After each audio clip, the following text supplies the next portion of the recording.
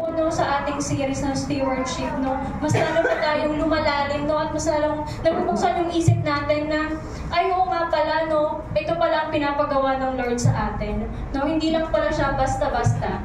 Amen. So hindi na po natin patatagalin. Ang title po natin ngayon ay Live in the Light, Not in Darkness. So bakit nga ba ito yung topic natin, no? At anong kinalaman niya sa stewardship, no? So as we all know po, ano po ba ang sineselebrate ng mundo ngayon, no? Ito po yung Halloween, di ba? Nagdaan, yun nga yung sa November 1, yung sa Undas. So ano nga ba yung sinasabi ng Bible about sa Halloween, no? Basahin ko pa lang po dito na ano ba ang Halloween? So ang sabi dito, ang pista para sa mga espiritu ng patay, kaya maraming simbolo ng Halloween, no? About sa kung saan man, no? Na naka-design sa paaralan, sa school, no? Sabi dito, ngayong panahon, halos saan ka man tumingin, makikita mo ang mga palamuti ng Halloween. Mga kalabasa, bungo, kalansay, at mga costume ng multo at halimaw.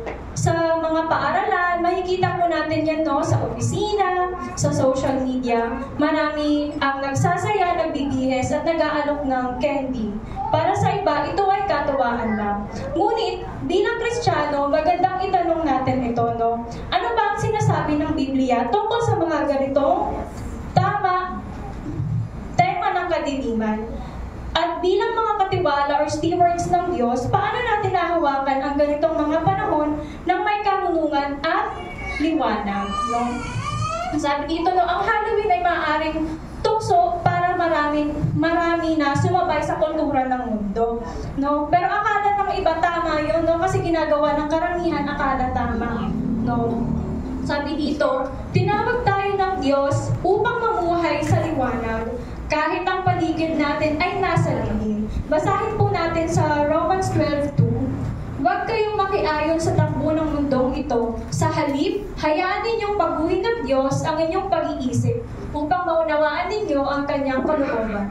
Sa gayon, magagawa ninyo kung ano ang mabuti, kalugod-lugod at ganap na kalooban ng Diyos. Masasabi po ba natin na yung ginagawa ngayon ng mundo, yung pag-costume, yung pagde-design about sa Halloween, is kalugod-lugod ba yun sa Diyos? No. Hindi, amen. So, hindi po siya kalugod-lugod sa Diyos. Sabi dito, wag kayong makiayon sa takbo ng mundong ito. Sa halip, hayaan ninyong baguhin ng Diyos ang inyong pag-iisip. So, kapag tayo nakipag-isa na kay Kristo Jesus, magkakaroon tayo ng renewed mind. No? At malalaman natin na hindi pala ito tama, na akala natin tama kasi yun yung ginagawa ng karamihan.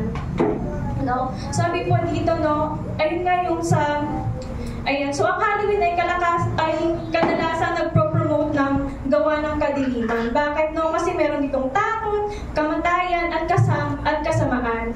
Bilang mga Kristiyano, tayo ay tinawag upang lumakad sa liwanag. Mabasa po natin sa Ephesians 5, verse 8-9. Sabi dito, dati, kayo'y nasa kadiliman, ngunit ngayon nasa kaliwanagan na, sapagkat kayo'y nasa Panginoon. Mamuhay kayo ng nararapat sa mga taong nasa liwanag. Ayan.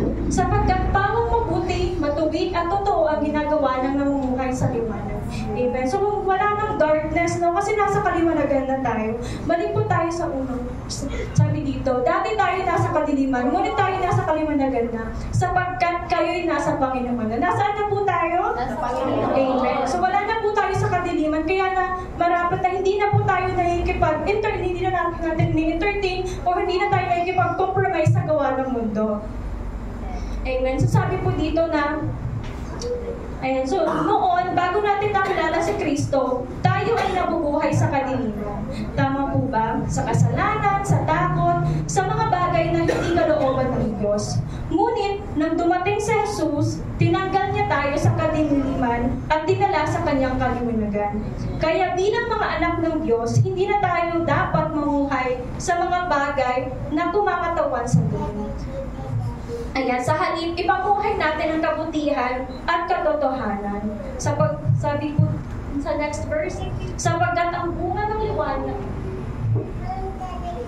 Ayan, sa 9. Sapagkat taong mabuti, matuwid at totoo ang ginagawa ng namumuhay sa liwanag. Ayan. Sa next verse po, sabi po dito,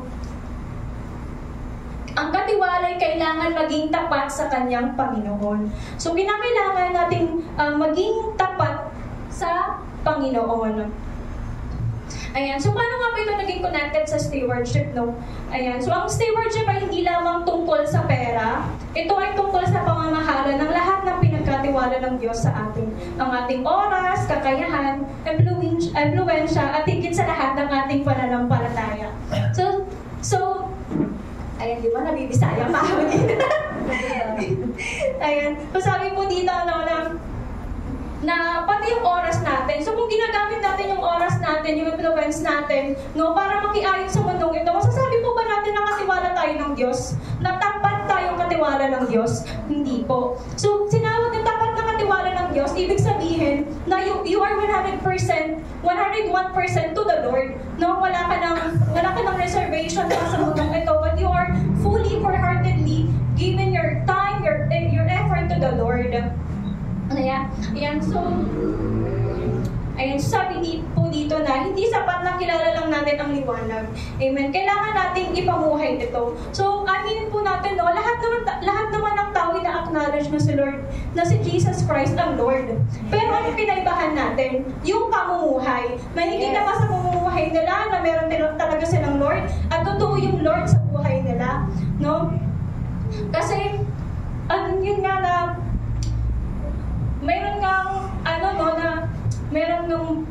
minsan may nagtatanong sa atin or may nagsasabi sa atin, ano bang pinagkaiba ng Diyos na sa Diyos namin? No? Na pareho lang naman si Jesus yon, which is hindi po totoo. Kasi sabi nga sa sa 10 Commandments pa lang na love the Lord your God, no? Huwag kang magkaroon ng ibang Diyos maliban kay Lord, no? Kay Jesus. So sinasabi nila na si Jesus din yung Lord nila, pero meron silang Diyos-Diyusan, or meron din silang sinasamba, masasabi po ba natin na kilala talaga nila ang tunay na Diyos? Ganyan.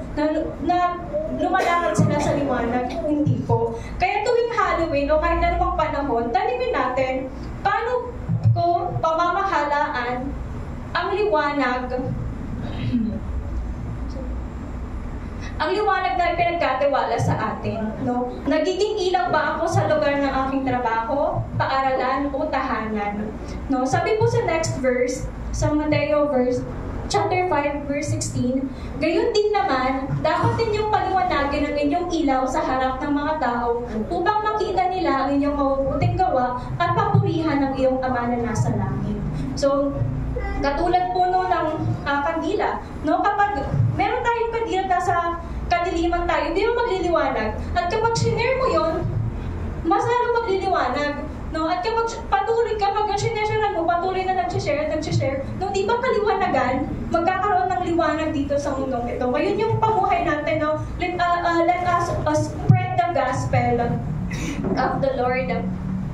And so, sabi din po dito sa panahon ng Halloween, marami tayong pagkakataon para ipakita ang liwanag ni Kristo. Narito ang ilan, no? Ayun nga yung pagiging faithful na steward, no? Maaari tayong magbigay na, instead na candy, maaari po tayong magbahagi ng Bible verse. Diba? Yun po yung isa, no? Bible cards, mga ganon. Simple pero makabuluhan, no? Magpakita ng kabutihan. Ayan, so, ipakita natin ang tunay na trait ay ang pagmamahal ni Jesus. Pumili ng mga bagay na nagbibigay ng karangalan sa Diyos, hindi kailangang sumabay sa takot o karumihan ng mundo.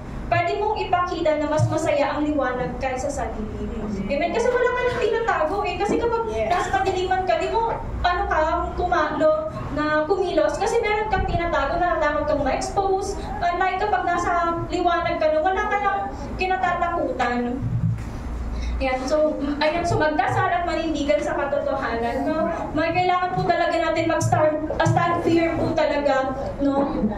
Dito, no? Ang liwanag ni Kristo ay hindi dapat itago. Kahit minsan tila kakaiba o kontra-kultura, panindigan natin ito. Dahil iyon ang pagiging tapat na katiwala. Ayun, tayo po dito sa last verse. So 1 Thessalonians 5, verse 5, kayong lahat ay kabilang sa panig ng liwanag. sa panig ng araw, hindi sa panig ng gabi o kadiliman. Amen. So salamat po sa Lord na hindi na tayo sa panig sa kadiliman, na nasa kaliwanagan na tayo. Ayan, so sabi dito na, ayan, so ngayong season na ito, no, itanong natin sa ating sarili, ako ba ay namumuhay pa rin sa mga bagay na simbolo ng kadiliman? Paano kung may papakita na ako'y anak ng liwanag? Ano ang pinagkatiwala sa akin ng Diyos na dapat kong gamitin para magliwanag sa iba? Ang Diyos ay nagtiwala sa atin sa kanyang liwanag. Isang liwanag na dapat nating ipamuhay at ibahagi. Ayan, i-share. Sa mundong puno ng takot at kasinungalingan, ikaw ang dapat maging patotoo ng pag-asa at katotohanan. So, bawat isa po pa talaga sa atin, no, kailangan natin maging patotoo, kailangan i-share natin yung gospel, no, para magliwanag ang mundong ito. Kasi kung matakot ka, no, nandun ka pa rin sa kadiliman, no, kapag takot ka, ibig sabihin, hindi ka pa talaga namumuhay ng ayon sa kalooban ng Diyos. Ayan, so, ayan. Ay, sabi ko dito, no, ay, ang pagdiriwang na ito ay pinagmulan sa kadiliman at espiritismo.